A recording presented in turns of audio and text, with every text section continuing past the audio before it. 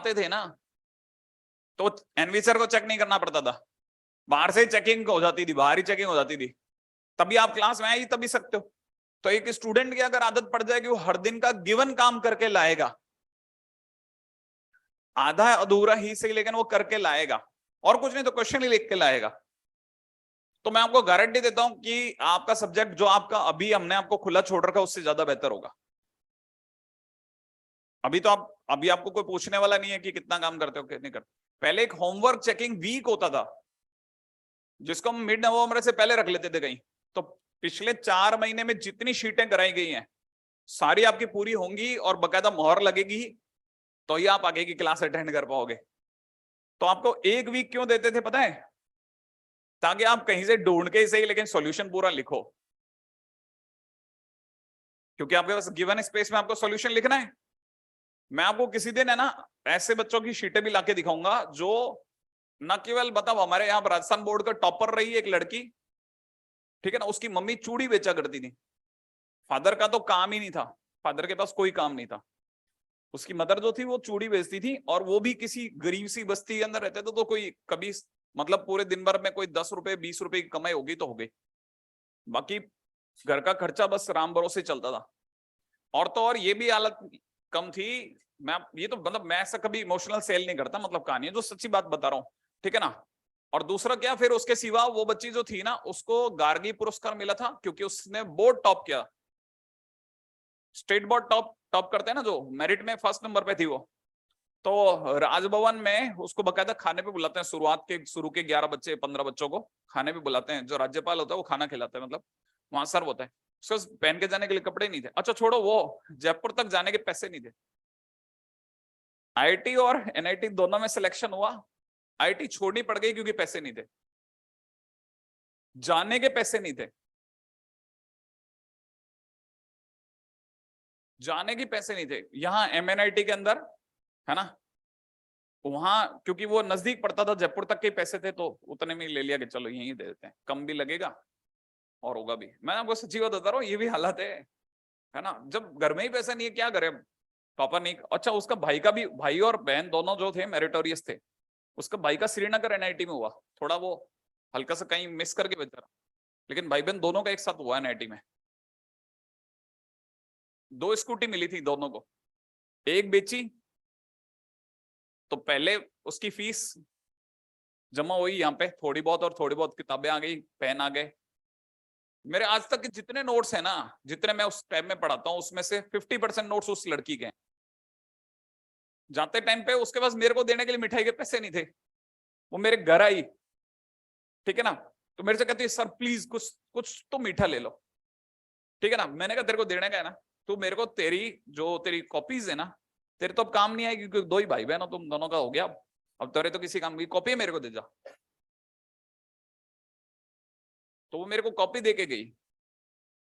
आप सोच सकते हैं, मतलब मैं आपको किसी तरह की, ये इमोशनल सेल नहीं है, प्लीज इसे गलती से भी ये मत समझना कि आंखों में आंसू लाने के लिए, ये मैं इस पूरी कहानी से दूर रहता हूँ। मेरे को बिल्कुल इसको कहानी कतई सेल नहीं करनी है इसको, क्योंकि वो किसी की बेसिक जिंदगी है, इसको नहीं बेचना मेरे को। मैं सीधी गणित पे चल रहा हूँ। उसने मतलब मैं आपको बताता हूँ, उसकी उसकी शीटें मेरे को देती थी, वो शीटें भी पड़ी मेरे पास में, आधी ज्यादा होंगी उसकी। शीट का कोई ऐसा कोना नहीं है जो उसने रंगा नहीं हो, कोई ऐसा कोना नहीं है जो उसने रंगा नहीं हो। सारे क्वेश्चन खुद करके रखे थे, शीट के ज्यादातर सॉल्यूशन जो थे आईआईटी के पुराने पेपरों के, उसके सॉल्यूशन दूसरे सॉल्यूशन से डिफरेंट पड़ते थे, समझ रहे हो आप? ऐसा क्योंकि मोबाइल चलाने के लिए, गूगल चलाने के लिए मोबाइल भी तो होना चाहिए, मोबाइल ही नहीं है, कहां से लाएंगे मोबाइल, लाओगे कहां से, घर में यार भागे पड़ रहे हैं, कहां मोबाइल की बातें कर रहे हो आप बेसिक समझ रहे हो आप? मेरी कहानी में आपको समझाने की कोशिश कर रहा हूं, तो ये बिल्कुल एकदम सच्ची बात है, ठीक है। मतलब मैं आपको बताता हूँ, मैंने उसको पढ़ा करके मेरे को मजा आ गया, मेरे को मतलब उस परिवार को, जैसे मैंने दोनों भाई बहन को पढ़ाया, क्या गजब बच्चे थे वो। ऐसा बहुत सारे ऐसे स्टूडेंट्स निकले जो लोअर बैचेज में थे और जिनको मैंने पढ़ाया, और उन लोगों ने मतलब तारे दिखा दिए, दुनिया को तारे दिखा दिए, तारे खुद के दम पे। वही मैं आपको कह रहा हूँ, आप जब बनाए ना, तो हम वहां पे 1 स्टॉप टेस्ट लेते थे उनकी क्लास में, वन स्टॉप टेस्ट का मतलब होता है कि हमने एक फार्मूला शीट बना रखी थी, आते ही जो भी अंदर आता था वो अपने आप वहां रखा होता था, वहां से उठाता था, भरता था, मतलब बैठते ही भरना चालू कर देता था, समझ रहे हो आप, और वापस दे देता था हमारे को। हमको भी देखने की जरूरत नहीं है, मतलब देखते पता चल जाता कि इसने ये सही किया, ये सही किया, सही किया, खुद ही अपने आप ही देख के सही बता देता था। अधिकतर बच्चे ऐसे होते थे पहले। एनीवे अपन आगे चलें, तो एक किसकी थी, है ना, छता था, वो अपने आप वहां रखा होता था, वहां से उठाता था, भरता था, मतलब बैठते ही भरना चालू कर देता था, समझ रहे हो आप, और वापस दे देता था हमारे को। हमको भी देखने की जरूरत नहीं है, मतलब देखते पता चल जाता कि इसने ये सही किया, ये सही किया, सही किया, खुद ही अपने आप ही देख के सही बता देता था। अधिकतर बच्चे ऐसे होते थे पहले। एनीवे अपन आगे चलें, तो एक किसकी थी, है ना,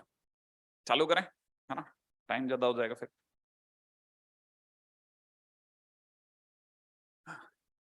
आपको जरूर देखनी चाहिए, पता है,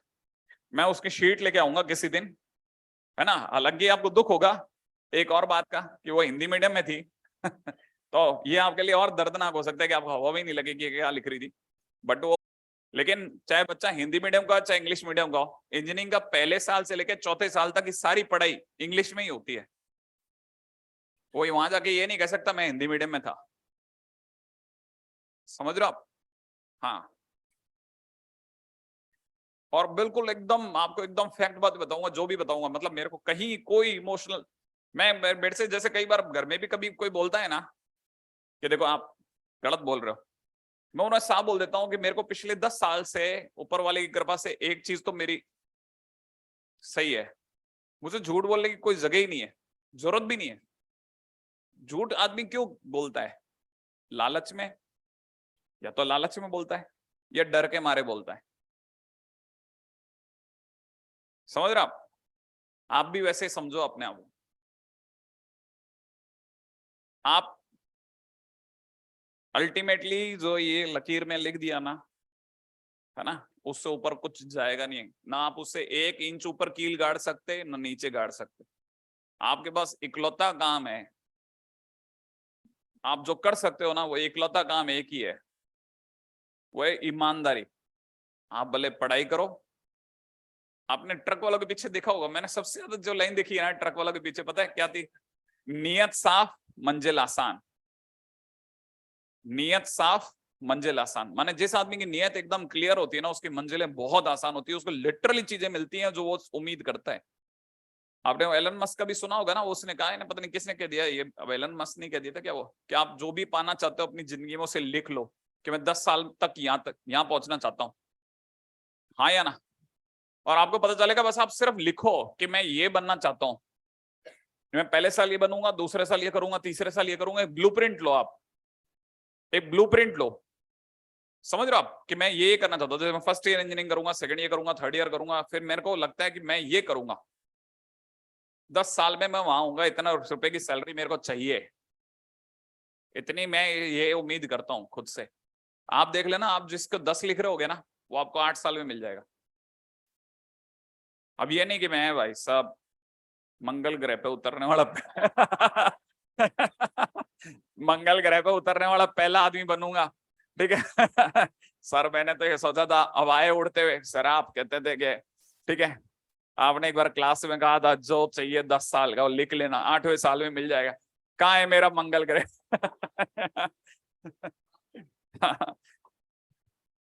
ये सारी बातें है ना, जितनी भी बातें बोलते हैं हम कॉम्प्लेक्स नंबर में नहीं बोल रहे, रियल वर्ल्ड में बोल रहे हैं, ताकि आप में से कहीं कोई इमेजिनरी चला जाए बहुत दूर, वापस लाना भारी हो जाए हमारे लिए। चलिए साहब अब आगे बढ़ते हैं, जहां तक की बातें